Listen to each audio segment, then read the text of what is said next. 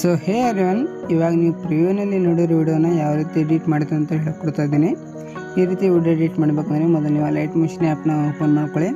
Open ಮಾಡೋಗಿಂತ ಮುಂಚೆ ನಾನು ನಿಮಗೆ 2 ಪ್ರಿಸೆಟ್ನ ಕೊಟ್ಟಿರ್ತೀನಿ. ಒಂದು ಬೀಟ್ ಮಾರ್ಕ್ ಪ್ರಿಸೆಟ್ ಲಿಂಕ್ ಇರುತ್ತೆ ಮತ್ತು ಒಂದು CC ಪ್ರಿಸೆಟ್ ಇರುತ್ತೆ. ಅದನ್ನು ನೀವು ಮೊದಲು ಇಂಪೋರ್ಟ್ ಮಾಡ್ಕೊಳ್ಳಿ. ಇಂಪೋರ್ಟ್ ಮಾಡ್ಕೊಂಡಾದ್ಮೇಲೆ ಇಲ್ಲಿ ಪ್ರೊಜೆಕ್ಟ್ನಲ್ಲಿ ಬನ್ನಿ. ಪ್ರೊಜೆಕ್ಟ್ನಲ್ಲಿ ಬಂದಾಗ ನಾನು ಇಲ್ಲಿ ಬೀಟ್ ಮಾರ್ಕನ್ನು ಓಪನ್ ಮಾಡ್ಕೊಳ್ಳಿ. ಈ ರೀತಿ ನಂದು ಬೀಟ್ ಮಾರ್ಕ್ ಪ್ರಿಸೆಟ್ ಲಿಂಕ್ನ ಇರುತ್ತೆ. ಅದನ್ನು ಏನು ಮಾಡಬೇಕಂದ್ರೆ ಇವಾಗ ಮತ್ತು ಪ್ಲಸ್ ಐಕನ್ ಮೇಲೆ ಕ್ಲಿಕ್ ಮಾಡ್ಕೊಂಡು ಮೀಡಿಯಾ ಮೇಲೆ ಹೋಗಿ ನಾನು ನಿಮಗೆ ಒಂದು ಈ ರೀತಿ ವಿಡಿಯೋನ ಕೊಟ್ಟಿರ್ತೀನಿ. ಆ ವಿಡಿಯೋನ ನೀವು ಇಲ್ಲಿ ಇಂಪೋರ್ಟ್ ಮಾಡ್ಕೊಳ್ಳಿ. ಇಂಪೋರ್ಟ್ ಮಾಡಿದಾಗ ಇಲ್ಲಿ ಆರೋ ಮಾರ್ಕ್ ಮೇಲೆ ಕ್ಲಿಕ್ ಮಾಡ್ಕೊಳ್ಳಿ ಮತ್ತು ಬೀಟ್ ಮಾರ್ಕ್ ಮೇಲೆ ಬಂದುಬಿಡುತ್ತೆ. ಮತ್ತು ಇಲ್ಲಿಂದ ಸಿಂಪ್ಲಿ ಈ ರೀತಿ ಕಟ್ ಮಾಡ್ಕೊಳ್ಳಿ. ಇದೇ ರೀತಿ ಲಾಸ್ಟ್ ನಿಮ್ಮ ಸಾಂಗ್ವರೆಗೂ, ಈ ಸಾಂಗ್ ಎಲ್ಲಿವರೆಗೂ ಇದೆ ಅಲ್ಲಿವರೆಗೂ ನೀವು ಈ ರೀತಿ ವಿಡಿಯೋನ ಕಟ್ ಮಾಡ್ಕೊಳ್ಳಿ. ಸಿಂಪಲ್ ಇದೆ. ಈ ರೀತಿ ನಾನು ಫಾಸ್ಟಾಗಿ ಮಾಡ್ಕೊತೀನಿ.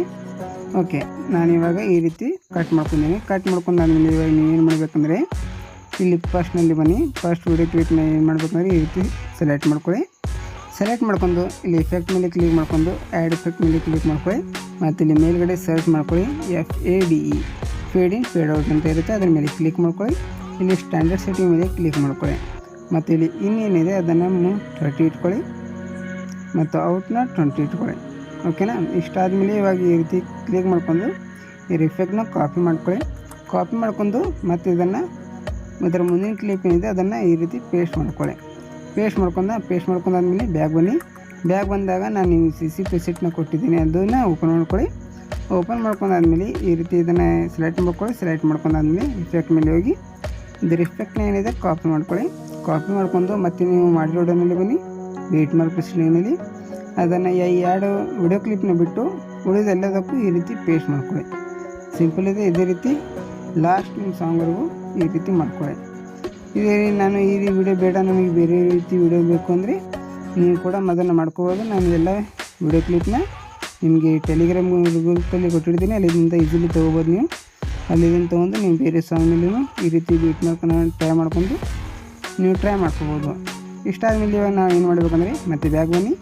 ಬ್ಯಾಗ್ ಬಂದಾಗ CC ಪ್ರಿಸೆಟ್ನ ಓಪನ್ ಮಾಡ್ಕೊಂಡು ಈ 3 ರೆಕ್ಟಾಂಗಲ್ ಶೇಪ್ನ ಏನಿದೆ ಅದನ್ನು ಈ ರೀತಿ ಕಾಪಿ ಮಾಡ್ಕೊಳ್ಳಿ. ಕಾಪಿ ಮಾಡ್ಕೊಂಡು ಬ್ಯಾಗ್ ಬನ್ನಿ. ಮತ್ತು ನೀವು ಮಾಡಿರೋಡನಲ್ಲಿ ಬಂದು ಸಿಂಪ್ಲಿ ಇಲ್ಲಿಂದ ಪೇಸ್ಟ್ ಮಾಡ್ಕೊಳ್ಳಿ. ಮತ್ತು ನೆನಪಲ್ಲಿ ಇಟ್ಕೊಳ್ಳಿ, ಈ 3 ರೆಕ್ಟಾಂಗಲ್ ಶೇಪ್ನ ಲಾಸ್ಟ್ ನಿಮ್ಮ ಸಾಂಗ್ವರೆಗೂ ಇದೆ ನೋಡ್ಕೊಳ್ಳಿ. ಈ ರೀತಿ ಜಾಸ್ತಿ ಆಗಿಬಿಟ್ರೆ ಇದರ ಮುಂದಿನ ಪಾರ್ಟ್ನ ಈ ರೀತಿ ಕಟ್ ಮಾಡ್ಕೊಳ್ಳಿ. ಕಟ್ ಮಾಡ್ಕೊಂಡಾದ್ಮೇಲೆ ಇವಾಗ ನಮ್ಮ CC ಪ್ರಿಸೆಟ್ ಈ ರೀತಿ ಬಂದುಬಿಟ್ಟಿದೆ. ಇವಾಗ ನಾವು ಏನು ಮಾಡಬೇಕಂದ್ರೆ ಇದನ್ನು ಈ ರೀತಿ ಸೆಲೆಕ್ಟ್ ಮಾಡ್ಕೊಳ್ಳಿ.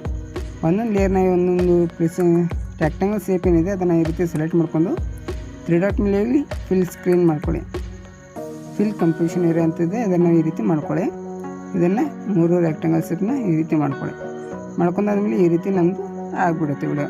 ಇಲ್ಲಿ ನಿಮ್ಮ ಚಾನಲ್ ಲೋಗೋನ ನೀವು ಕೂಡ ಹಾಕ್ಬೋದು. ಹಾಕ್ತೀರಂದರೆ ಈ ರೀತಿ ಆದಮೇಲೆ ಇವಾಗ ನಮ್ಮ ವಿಡಿಯೋ ಕಂಪ್ಲೀಟ್ ಆಗಿಬಿಟ್ಟೆ. ಮೇಲ್ಗಡೆ ಏರೋ ಮಾರ್ಕ್ ಇದೆ, ಏರೋ ಮಾರ್ಕ್ ಮೇಲೆ ಕ್ಲಿಕ್ ಮಾಡ್ಕೊಂಡು ಕೆಳಗಡೆ ಎಕ್ಸ್ಪೋರ್ಟ್ ಇರುತ್ತೆ, ಎಕ್ಸ್ಪೋರ್ಟ್ ಮೇಲೆ ಕ್ಲಿಕ್ ಮಾಡ್ಕೊಳ್ಳಿ. ನಿಮ್ಮ ವಿಡಿಯೋ ಸೇವ್ ಆಗಿಬಿಡುತ್ತೆ.